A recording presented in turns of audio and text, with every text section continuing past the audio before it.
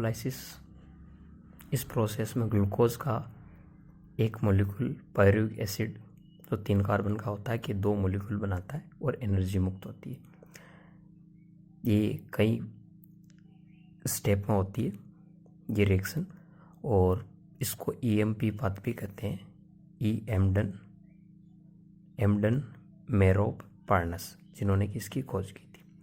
और glycolysis 2 word से बना है, ग्लाइकोस प्लस लाइसिस, यानी ब्रेकडाउन ऑफ शुगर, शर्करा का विघटन या टूटना। ये ग्लाइकोलाइसिस की प्रोसेस साइटोप्लाज्म में होती है और ऑक्सीजन की ज़रूरत नहीं होती इसमें, और ये ऑक्सी और एनऑक्सी शोषण दोनों प्रकार में पाई जाती है। पहला स्टेप है इसका ग्लूकोज का फॉस्फोरिलीकरण, फॉस्फोराइलेशन ऑफ ग्लूकोज।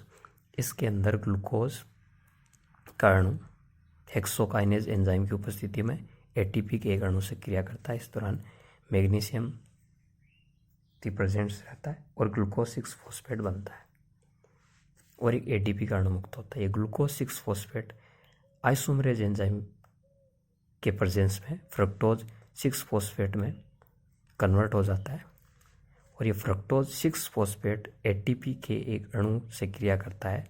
इस दौरान एंजाइम रहता है फॉस्फोफ्रक्टोकाइनेज और ये फ्रक्टोज 1,6 डाइफॉस्फेट में कन्वर्ट हो जाता है और एक ADP मुक्त होती है। तो इस दौरान एक ATP यहाँ काम में ली और एक ATP यहाँ, 2 ATP खर्च हुई और यहाँ 2 ATP का निर्माण हुआ है, एक यहाँ पर और एक यहाँ पर। नेक्स्ट स्टेप है इसका फॉस्फोरिलीकृत ग्लूकोज अणु का फॉस्फोग्लिसरैल्डिहाइड के 2 अणुओं में विघटन, splitting of phosphorylated glucose molecule into phosphoglyceraldehyde. फॉस्फोरिलीकृत ग्लूकोज यानी कि फ्रक्टोज 1,6 डाइफॉस्फेट है। ये एल्डोलेज एंजाइम की उपस्थिति में 2 मॉलिक्यूल में टूट जाता है। एक तो 3PGL 3 फॉस्फोग्लिसरैल्डिहाइड 3 कार्बन युक्त होता है और एक डाइहाइड्रोक्सी एसीटोन फॉस्फेट के अंदर, और ये दोनों ट्राइफॉस्फेट आइसोमरेज के द्वारा एक दूसरे में कन्वर्ट होते रहते हैं आइसोमेरिज्म द्वारा।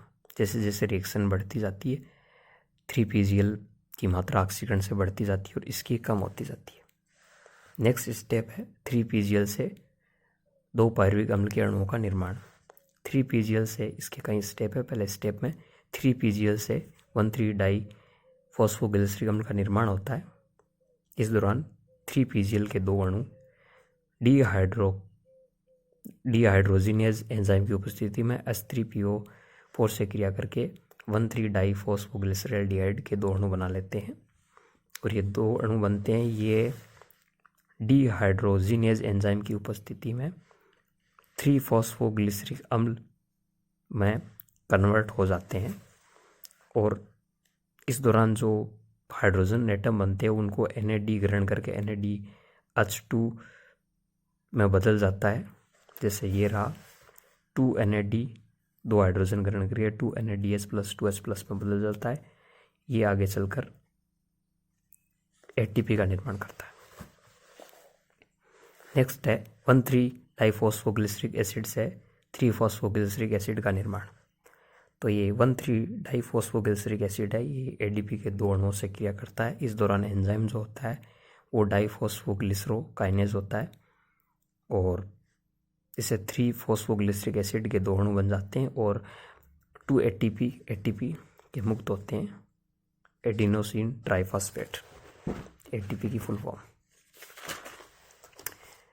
नेक्स्ट है 3 फॉस्फोग्लिसरिक एसिड से 2 फॉस्फोग्लिसरिक अम्ल का निर्माण। तो 3 फॉस्फोग्लिसरिक एसिड के 2 अणु 2 फॉस्फोग्लिसरिक एसिड में बदल जाते हैं और इस दौरान एंजाइम जो काम में लिया जाता है जो फॉस्फोग्लिसरोम्यूटेज होता है। नेक्स्ट स्टेप में 2 फॉस्फोग्लिसरिक एसिड से 2 फॉस्फोइनोल पायरुवेट का निर्माण होता है। तो इस दौरान 2 फॉस्फोग्लिसरिक एसिड के 2 अणु 2 फॉस्फोइनोल पायरुवेट के 2 अणु तब्दील हो जाते हैं, बदल जाते हैं। इस दौरान एंजाइम इनोलेज होता है और 2 H2O2 जल के अणु यहाँ मुक्त होते हैं। इसके बाद वाले स्टेप में 2-फॉस्फोइनोल पायरुवेट से पायरुविक एसिड का निर्माण होता है। इस दौरान 2-फॉस्फोइनोल पायरुवेट 2 ADP से क्रिया करता है और पायरुविक अम्ल काइनेज एंजाइम की प्रेजेंस में पायरुविक अम्ल बना लेता है और 2 ATP के अणु मुक्त होते हैं।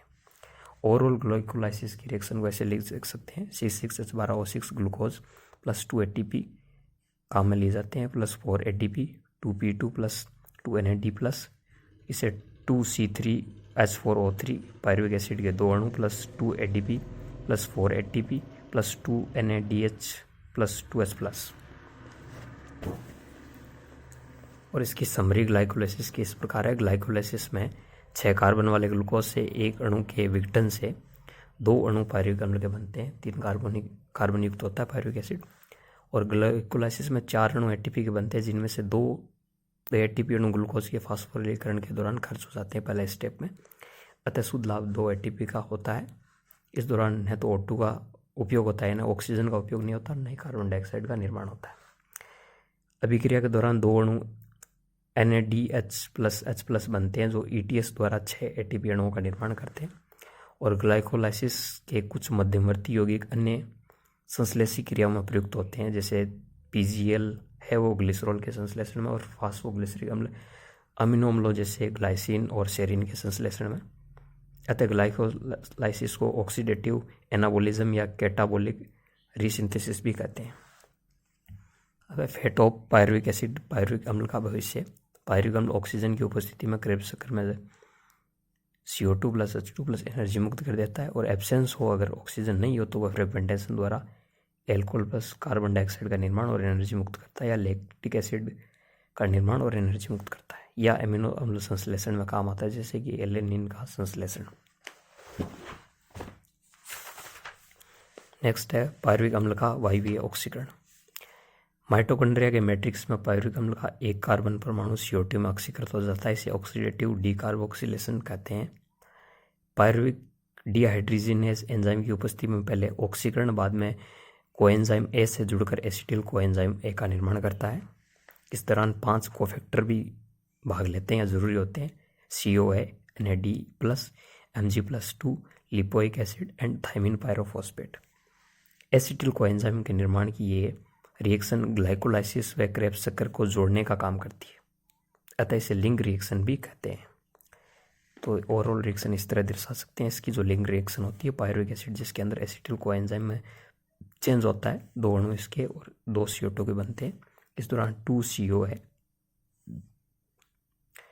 कोएंजाइम A के 2 अणु पायरुविक डिहाइड्रोजिनेज एंजाइम की उपस्थिति में इस दौरान कोफैक्टर भी भाग लेते हैं। 2 NAD या 2 NADH प्लस 2H प्लस में चेंज हो जाता है, जो आगे चलकर 6 ATP अणु देता है। इसके अलावा 2 COA, 2 NAD, Mg+2, LATP जैसे कोफैक्टर भी इस रिएक्शन में भाग लेते हैं। और ये जो एसिटिल कोएंजाइम बनता है, ये आगे चलकर क्रेब्स साइकिल पर प्रवेश करता है, और जहाँ से ये सिट्रिक अम्ल का पहला उत्पाद बनाता है। और एक क्रेब्स चक्र की चर्चा हम किसी अगले वीडियो में करेंगे।